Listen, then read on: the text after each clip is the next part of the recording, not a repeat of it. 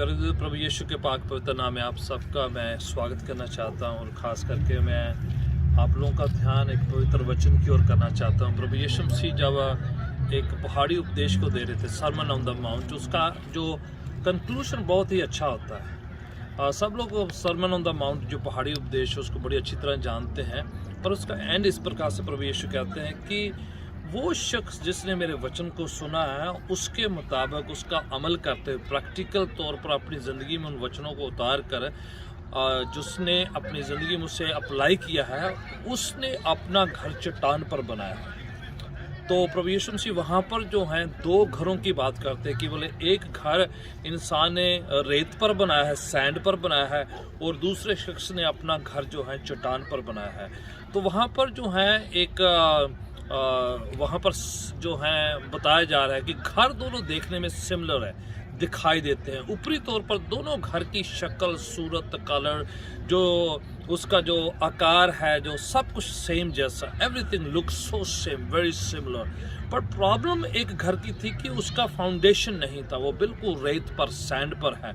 तो प्रभु यीशु मसीह कह रहे हैं कि बिना वचनों के बस जो है ऊपरी बातों पर, सुपरफिशियल बातों पर अगर ज़िंदगी को बनाते हैं, चाहे कि बाहरी तौर पर, वर्ल्डली तौर पर जब दिखाई देती है, हो सकता है सेम हो सकता है आपका बोलने का तरीका, शाउट करने का तरीका, गीत गाने का तरीका, वचन सुनने सुनाने का तरीका एक जैसा हो सकता है, पर फ़र्क तब नज़र आता है जब आपको आंधी तूफान से लाभ स्ट्रॉम आकर स्ट्राइक करते हैं। उस समय मसीहत, उस समय आपकी क्रिश्चियनिटी, उस समय आपका फेथ क्या बना रहता है?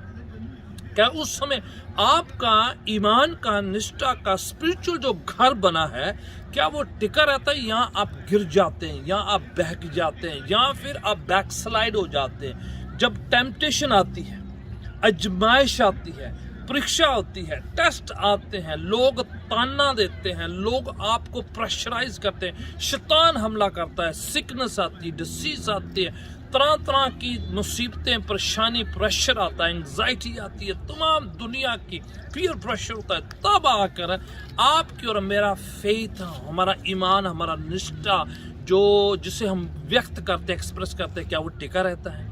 तो यीशु कहते हैं अगर वो वचन पर आधारित नहीं है, अगर वो सिर्फ बाहरी बातों पर टिका है, फीलिंग पर टिका हुआ है, लोगों की सुनी सुनाई कहानियों पर टिका हुआ, तो वो घर टिकेगा नहीं, वो गिर जाएगा, वो उसका ईमान जो है वो बना नहीं रहेगा, वो जहाँ तो बहक जाएगा, डिस्ट्रैक्ट हो जाएगा, या वो कॉम्प्रोमाइज़ कर लेगा, या वो बैकस्लाइड हो सकता है विश्वास में वो क्विट कर दे, बोलता है मैं तो यीशु को मानता नहीं, मुझे परमेश्वर अच्छा नहीं लगता, वो सब कुछ छोड़ देगा।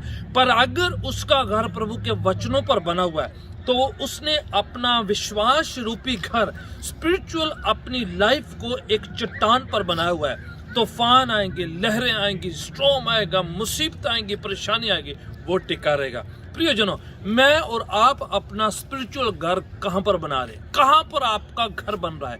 वचनों पर, यीशु की बातों पर, यीशु के कहे हुए उन सिद्धांतों पर, प्रिंसिपल पर है, या फिर बाहरी तौर पर सिर्फ आप आउटवर्ड एक्सप्रेसिव आइडियाज़ पर, या फिर सिर्फ आप फीलिंग के आधार पर चल रहे? देखो, हैंकी फैंकी क्रिश्चियनिटी पे मत टिकेगा आप, जो सिर्फ बाहरी बातों पर मत टिकेगा, क्योंकि तूफान आएगा, लहरें आएंगी, मुसीबत हर पर आएगी।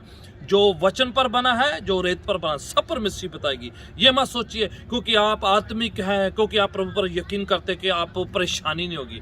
No, God is going to test you, Satan is going to test you, both are going to test you. Stay on, focus and stay on the word of God. God will help you to stay strong, be on the rock, and your house will stay forever. God bless you.